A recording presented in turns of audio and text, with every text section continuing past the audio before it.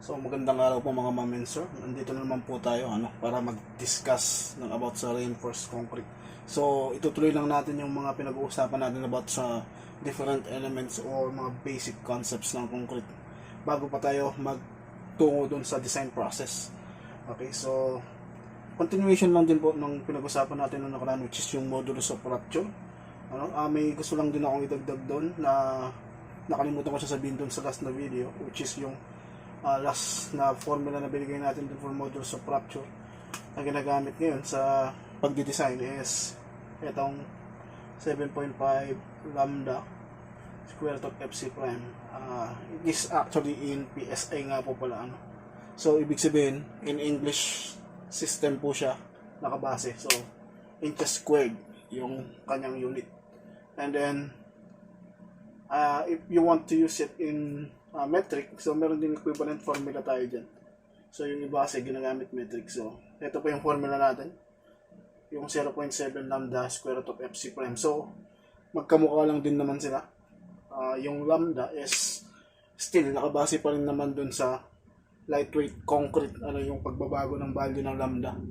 So depende yon sa mga ginagamit mong aggregates, okay, sa concrete mo. So nakadepende siya doon kung magiging lightweight siya o yung value ng lambda is bababa based on dun sa pagpapagaan mo dun sa concrete mo. Okay, so in megapascal naman po siya when in metric system. Tapos nabanggit ko rin kahapon na maliban sa modulus of rupture, meron pa silang isang ginamit na test para ma-measure natin yung modulus of rupture na yan. Yun ay yung split cylinder test. So ito po yung magiging itsura niya, ganito yung way of testing niya. So meron kang cylindrical sample, kung makikita niyo itong nasa gitna, cylinder po yan.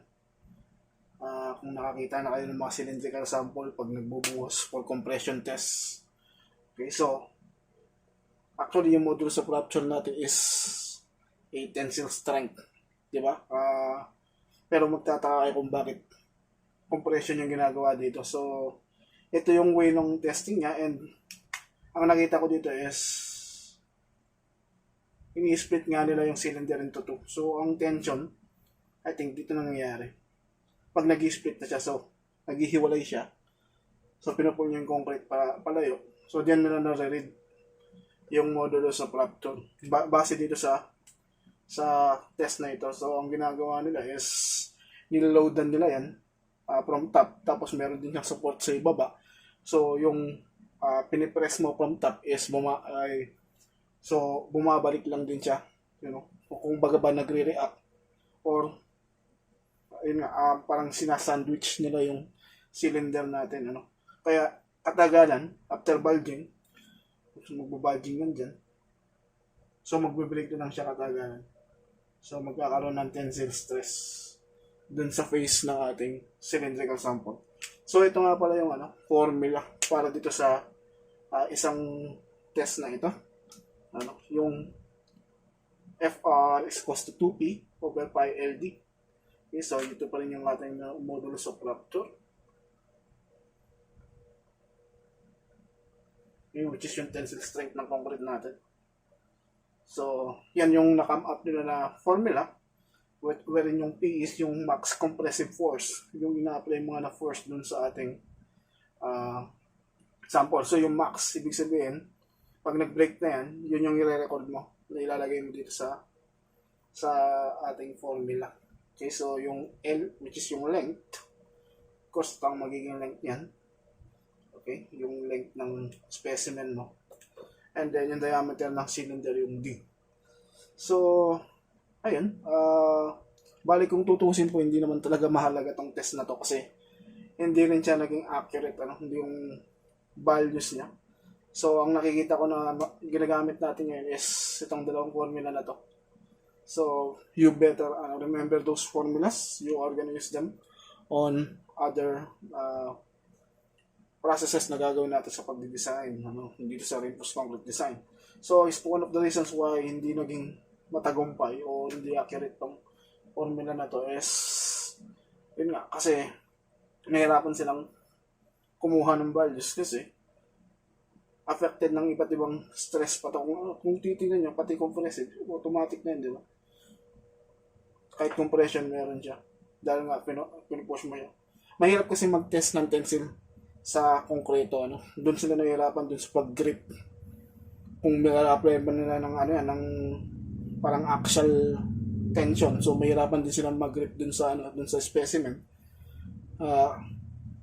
Mahirapan sila mag-grip sa specimen kasi pag ginrip mo rin siya, nag-apply din ng compressive force yung grip mo dun sa concrete. So, mahirapan na naman silang makakuha ng accurate na value. Ano? So, sa ngayon itong dalawang to ang ginagamit. Ano? So, ito pinakita ko lang sa inyo para makita nyo rin kung paano yung process. And para mahikayat ko na rin yung mga katulad ko nag-aaral na basahin or intindihin yung bawat concept na tinuturo sa mga libro. So, by imagination, maiintindihan mo yung mga sinasabi sa libro. No? Kahit gaano ka-complex pa yan, basta meron kang imagination and interested ka dun sa topic, maintindihan mo siya. Although hindi siya important as of the moment, itong split cylinder test, forget about it. Okay? So, pag mububun tayo dun sa susunod na board natin. So, let's talk about shear strength. Ano? Konting shear strength lang naman. Alam naman natin kung ano yun. So, shear strength.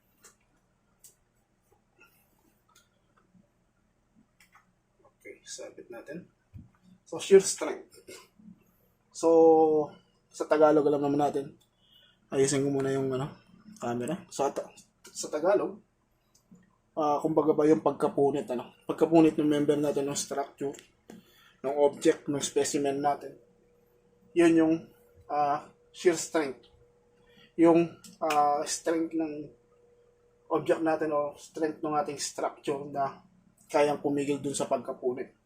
So, syempre pag napunit niyan, failure na yun. So, yung pumipigil dun, yun yung tinatawag natin shear strength. Although medyo hirap din silang bumasa, based on laboratory testing, kasi yung mga values na nakukuha nila is between 1/3 to 4/5 of FC prime. So, yung values nila is nagro-rotate around dito sa values na to. So, meron siyang range. Ay, iba-iba yung values na nakukuha nila. So, medyo hirap silang bumasa. Pero, as per the book, nabasa ko, sabi na rin, makikita naman daw natin as we go on to our study or to our subject. Hindi naman natin magiging problema itong paiba-ibang pagbasa ng shear strength. So, meron tayong way na conservative, very conservative way para kapag design tayo gamit yung shear strength nang syempre, safe tayo. Okay? From the word conservative. So, dun sa last video rin po nga pala, hindi ko nabigay yung value ng lambda. Okay? Dun nga sa formula natin kanina for the modulus of rupture. So, nadaanan ko sa book, meron tayong value na lambda na binigay niya. So, based on lightweight concrete nga, nagbabago yung value ng lambda natin. Ito. So, ito yung 5 values na binigay niya. Ang una is pag yung ni-replace lang nila na lightweight is yung coarse aggregate lang, and then iniwan nila yung sand to be normal weight, ito ang magiging value na lambda natin, 0.85. And then pag magkasama yung coarse and fine, both lightweight, ang magiging value na lambda natin is 0.75. And then kung partial lang naman po ang gagawin nating lightweight sa ating aggregates, pwede tayo mag-interpolate from 0.85 and 1.0 in between itong dalawa, or itong 0.75 to 0.85. So, pwede tayo mag-interpolate in between, linear interpolation. Okay, so may formula ang linear interpolation sa sa Google, or maybe na-tackle nyo naman yan. Na-tackle naman natin yan sa nung nag-aaral po tayo. So, pwede ka mag-interpolate pag partial. Okay, so lagyan natin dito. partial lang yung ginawang lightweight sa aggregates mo. So, ayan, you can look sa katulad nga ng kinoment ko dun sa last video. You can still look for NSCP 2015. I think meron din to. Okay, so, dito sa Pilipinas, so ito yung tignan natin. For lambda value, alam ko meron to. Or ACI, ACI code. And then yung ibang code pa dyan na so halos related naman yung mga codes natin. Okay, so for now yun lang muna yung lesson natin. And in my next video parang mag-start na tayo dun sa beam stress. So dun sa concept na nung ating designing. Okay, so magko-computation na tayo. So of course mag-umpisa muna tayo dun sa concept niya ng computation under beam stress. So mag-start tayo dun sa flexural stress, dun sa computation of flexural stress at yung mga bagay-bagay na kailangan nating malaman dun sa flexural stress bago tayo mag-start dun sa mga computations. Okay, dun sa next video po yun. For now, ito lang muna. So, continuation lang siya ng modulus of rupture. Napakalaga po ng modulus of rupture. Although, katulad nga ng sabi ko, mahina siya. Okay, so tensile strength kasi yan ng concrete. Alam naman natin mahina yung concrete natin. Okay, sa tension. But still important when it comes to deflection and dun sa cracking. Kaya pag-aaralan pa rin natin yun. Tandaan nyo pa rin yung formula, yung dalawang pinakita ko kanina. Magamit nyo yan dun sa mga susunod na lessons. Okay, so I hope na may natutunan po kayo sa video natin. And you consider subscribing to my channel like what I always say, and turn that notification bell on. And like always, thank you for listening to my video. Yeah, especially to my friends who supports, who support. Kaya ayusin natin yung grammar natin kasi maraming mga grammar checkers sa paligid. Thank you.